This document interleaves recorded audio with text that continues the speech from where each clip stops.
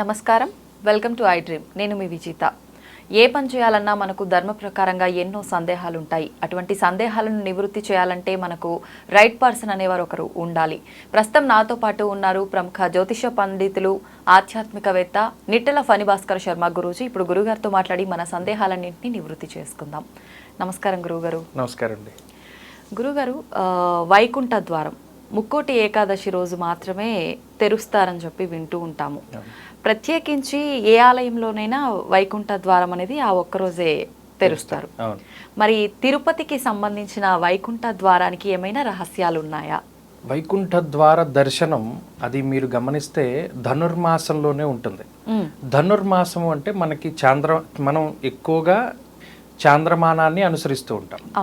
కానీ ఉత్తరాదిలో సౌరమానం ఉంటుంది, బారుహస్పత్యమానం ఉంటుంది. అంటే సూర్యుడిని ఆధారితంగా చేసుకుని చెప్పేటువంటిది సౌరమానం.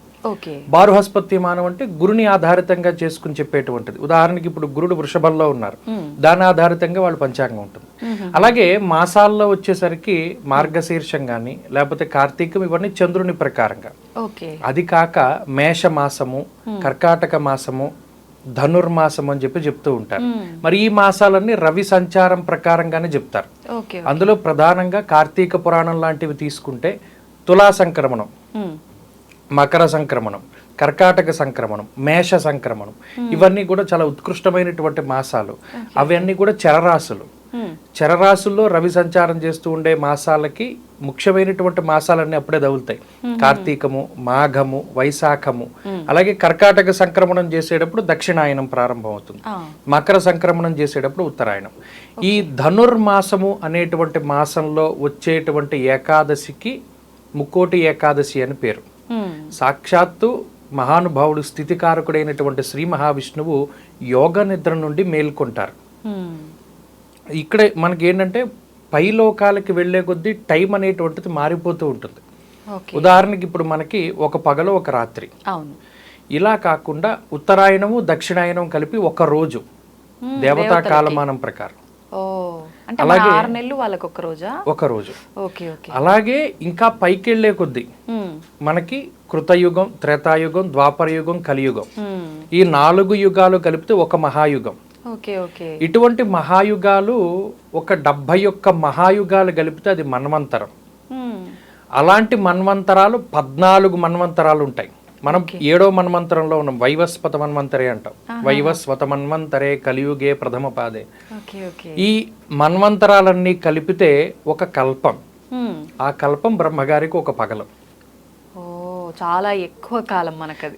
ఇప్పుడు ఆ దేవతా కాలమానం ప్రకారం మనం చూసుకున్నప్పుడు ఆషాఢ మాస శుక్ల ఏకాదశి రోజున విష్ణువు యోగ నిద్రలోకి వెళతారు. అప్పుడే చాతుర్మాస దీక్షలు కూడా ప్రారంభమవుతాయి. మీరు గమనిస్తే ప్రకృతి కూడా మార్పు చెందుతూ ఉంటుంది. యోగ నిద్ర అని ఎందుకన్నారంటే భగవంతుడు ఎప్పుడు పడుకోడు, ఆయన నిద్రలా యోగ నిద్రే. యోగంలో ఏం చేస్తారు వాళ్ళు, వాళ్ళలో ఉన్నటువంటి శరీరంలో ఉన్నటువంటివే ఈ లోకాలన్నీను. ఈ 14 లోకాలు కానీ ఈ భువర్లోకం, సువర్లోకం, తపోలోకం, ఎన్ని లోకాలున్నా ఆయనలోనే ఉన్నాయి. శ్రీకృష్ణావతారంలో ఆయన అదే చూపెడతాడు యశోదకి. అలా ఉన్నప్పుడు యోగ నిద్రలోకి ప్రవేశించినప్పుడే ప్రకృతిలో మార్పులు వస్తాయి. మీరు గమనిస్తే ఆషాఢం కానీ లేకపోతే శ్రావణం కానీ భాద్రపదం కానీ పుష్య మాసం లేకపోతే మార్గశిర మాసం కానీ ఈ మాసాలన్నింటిలో కూడా నీళ్ల మార్పు ఉంటుంది. రకరకాలైనటువంటి విషజ్వరాలు కానీ లేకపోతే రకరకాలైనటువంటి ఇబ్బందులు నీళ్ల మార్పు ద్వారా అవి వచ్చేటువంటి సమయం. అందుకనే ఆ మాసాల్లో మన వాళ్ళు ఎక్కువ చాతుర్మాస దీక్షలు చేస్తారు. మీరు గమనిస్తే ఎక్కువ మంది చాతుర్మాసం ఆషాఢ మాస శుక్లపక్ష ఏకాదశి నుండి మొదలు పెడతారు. 4 నెలలు ఈ చాతుర్మాసం చేసేటువంటి వాళ్ళకి నియమనిష్టలు ఉంటాయి. ఎటువంటి నియమాలు గురువు? వాళ్ళు నేల మీద పడుకుంటారు, బ్రహ్మచర్య దీక్షను పాటిస్తారు, వేదాధ్యయనం చేస్తారు. అలాగే స్వామీజీలు కానీ లేకపోతే వీళ్ళు కానీ ఎక్కువ మంది చాతుర్మాసం చేస్తారు.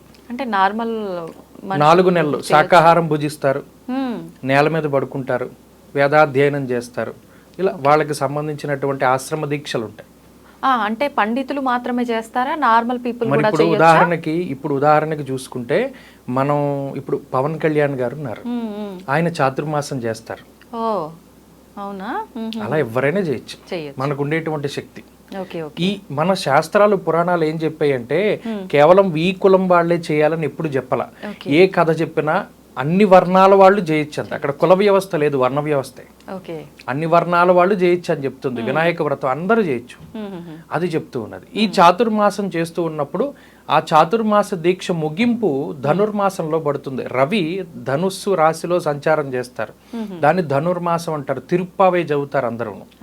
ఆ ధనుర్మాసంలో వచ్చే ఏకాదశి ఈ ఉత్థాన ఏకాదశి లేదా ముక్కోటి ఏకాదశి. ఈ రోజు ఏం చేస్తారంటే వైకుంఠంలో ఉండేటువంటి ఉత్తర ద్వారం అనేటువంటిది తెరవబడుతుంది. దేవతలందరూ కూడా మరి అప్పటి వరకు యోగ నిద్రలో ఉన్నటువంటి శ్రీ మహావిష్ణువు ఈ రోజున లేస్తారు. ఆయన యోగ నిద్రలోంచి బయటకు వస్తారు. లేస్తున్నప్పుడు ఏం చేస్తారు, దేవతలు, యక్షులు, గంధర్వులు, కిన్నెరలు, కింపురుషులు అందరూ కూడా వెళ్ళి ఆయన్ని స్తుతిస్తారు. ఇప్పుడు మనం ఎలా అయితే సుప్రభాతం చెప్తాం, ఉత్తర ద్వారం దగ్గర నుండి వారు వెళ్ళి సుప్రభాతం చెప్తారు. ఆయన యోగ నిద్రలోంచి లేచేటువంటి కాలం అది. అందుకని ఈ యోగ నిద్రలో లేచేటువంటి రోజున ఈ మన తిరుమల తిరుపతి దేవస్థానంలో కానీ లేదా మరి ఏ ఇతరత్ర ఆలయాల్లో కానీ ఉత్తర ద్వారం తెరుస్తారు. మన ధర్మంలో, మన హిందూ సాంప్రదాయంలో ఈ ఉత్తరానికి వెళ్ళేటువంటి మార్గం చాలా గొప్పది. ఎవరైనా ఉత్తర దిక్కుకు వెళుతూ ఉన్నా లేదా ఉత్తర ద్వారం అన్నా అది కుబేర ద్వారంగా చెప్తారు. ఇంట్లో కూడా ఉత్తరం వైపు ద్వారం పెట్టుకుంటారు చాలా మంది. ఆ ద్వారంలోంచి వెళ్ళి శ్రీ మహావిష్ణువుని దర్శించుకుంటే సకల పాపాలు కూడా తొలగిపోతాయి అన్నారు. దీంట్లో రహస్యాలు ఏముండవు. ఉత్తర ద్వారానికి సంబంధించి తిరుపతిలో రహస్యం ఏముండదు. ఆ ఉత్తర ద్వారం కేవలం మీరు అక్కడ హుండీ పక్కన ఉంటుంది ఉత్తర ద్వారం, అది కేవలం ఆ రోజు మాత్రమే తెరుస్తారు, మిగతా రోజుల్లో తెరవరు. ఆ ఉత్థాన ఏకాదశి రోజున స్వామివారిని ఉత్తర ద్వారంలోంచి దర్శించుకోవడం ద్వారా ఆ పైన దేవతలందరూ కూడా ఆయన్ని కీర్తిస్తూ నిద్ర లేపుతూ ఉంటారు. ఆ సుప్రభాతం చదువుతూ ఉంటారు. కౌసల్య సుప్రజారామ అనేటువంటి సుప్రభాతం చదివి అలాగే కింద కూడా అదే సమయంలో ఇక్కడ బ్రాహ్మీ ముహూర్తంలో చేస్తారు. కాల వ్యత్యాసం ఉంటుంది. ఆ లేపి స్వామివారిని దర్శనం చేసుకుంటే ఆ ఉత్థాన ఏకాదశి తర్వాత నుండి ఈ దీక్ష అనేటువంటిది ముగుస్తుంది, చాతుర్మాస దీక్ష. భగవంతుడే నిద్ర లేచాడు కాబట్టి మనకి భయపడాల్సిన పని లేదు. అంతా ఆయన చూసుకుంటాడనా? దానిలో ఉన్నటువంటి ఆంతర్యం అది. ఆ ఉత్తర ద్వారాన్ని అందుకు ఆ రోజు తెరుస్తారు, అప్పుడు ఆయన్ని ఆరాధన చేస్తారు. ఉత్తర ద్వారానికి సంబంధించి ఇక ప్రత్యేకమైనవి ఏమి ఉండవు. అది ఒక్క రోజు తెరుస్తారు, మిగతా రోజులన్నీ అది మూసేస్తారు. కానీ ఇప్పుడున్నటువంటి పరిస్థితుల్లో టీటీడీ వారు ఏం చేశారంటే ఉత్తర ద్వారం నుండి మరి అందరూ ఒకే రోజు వెళ్ళలేరు కదా, కొన్ని కోట్ల మంది దర్శనం చేసుకుంటున్నారు కాబట్టి ఈ పలానా రోజు నుండి పలానా రోజు వరకు వెసులుబాటుని ఏర్పాటు చేశారు. ఆ రోజుల్లో వాళ్ళందరూ కూడా ఉత్తర ద్వారాన్ని దర్శనం చేసుకుంటున్నారు. అది పర్వాలేదా? అలా ఫలితం ఉంటుందంటారా? ఉంటుంది. భగవంతుడిని చూడడంలో అంతకు మించిన పుణ్యం ఇంకేముందండి? ఏ ద్వారంలోంచి వెళ్తే ఎవరికి కావాలి? భగవంతుడిని చూడడమే కావాలి. అంతే అంతే. ఓకే, చాలా మంచి విషయాలు తెలియజేశారు గురువుగారు. నమస్తే.